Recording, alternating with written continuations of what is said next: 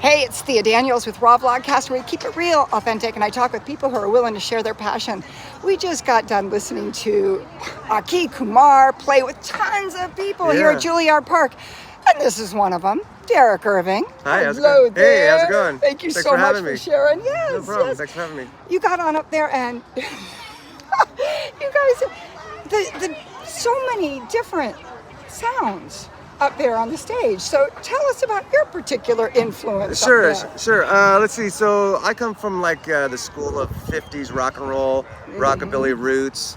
I started my professional career, so to speak. I started in the early 90s. I played with Mitch Woods in his Rocket 88s for 5 years. Mitch? Yeah, I've seen your interview with Mitch. So that's kind of my era. And then I had a local band called the Aces for a long time. And then now I have kind of a rock and roll rockabilly band, Derek Irving and his combo, and we do a rockabilly duo too.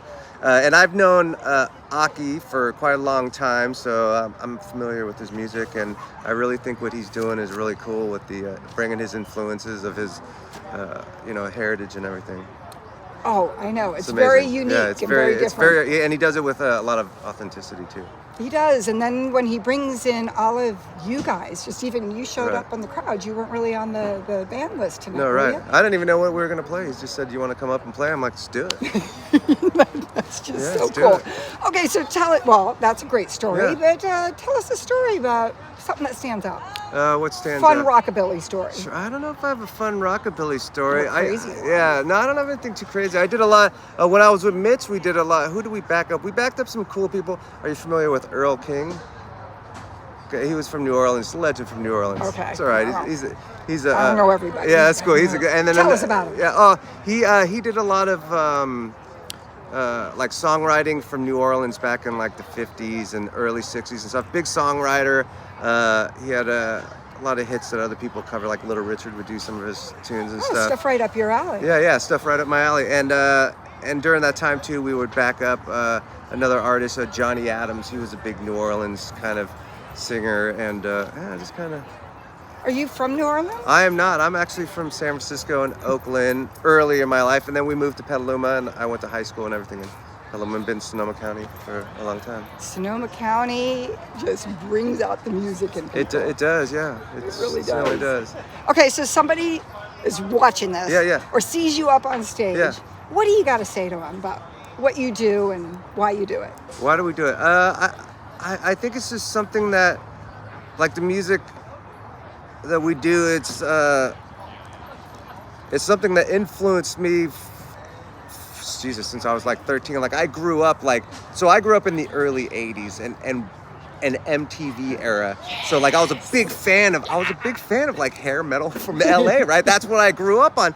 And then all of a sudden I saw a video of like hair metal, like rockabilly. like Motley Crue and Rat and Kiss and Van Halen. I mean that was my jam when I was like 12, 13, 14, 15, right?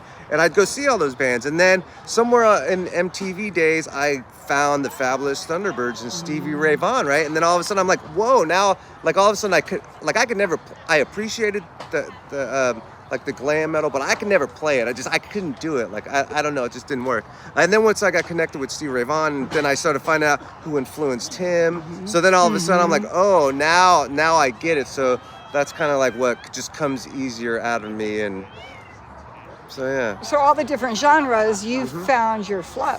Yeah, exactly. And then once I got into like then I got into a lot of like jump blues and late 40s and early 50s, jump blues, swing, rockabilly, rock and roll, Chuck Berry, Bo Diddley, a lot of saxophone driven music, from the 50s and stuff. And even I like doo-wop and even some of the, your common 50s, hits that were back then. Just great, get out and dance and be social. So our show is like a high energy show. It's got, it encourages dancing. It's, we do very few slow songs, so to speak. Gotta kind of do that for the lovers, once we do. That's what we do. We do always do 1 or 2 songs for the lovers. But then it's for the rest of us. Yeah, and then it's just like a rock and roll pack set, and we try to make it kind of like a show, so to speak, So we got our set list, and everybody knows the songs, so it's just kind of like a fine-tuned machine show, so people can come out and enjoy themselves. And I remember when the Aces were around. Yeah. I didn't realize COVID kind of Aces. Yeah, it did, yeah.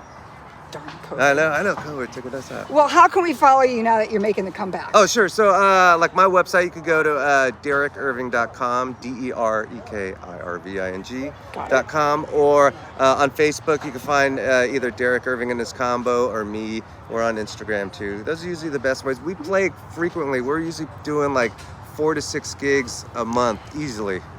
So we stay pretty busy.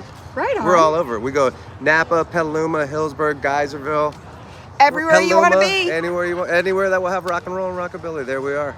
Right on. Yeah. Terrific. Okay, so do I get to share you with the world and just spread you all over? Yeah, spread the good stuff all over. Yeah. We will do that. Thank you. And we'll see you out dancing. All right, thank you. Pleasure. All right, cheers. Thanks.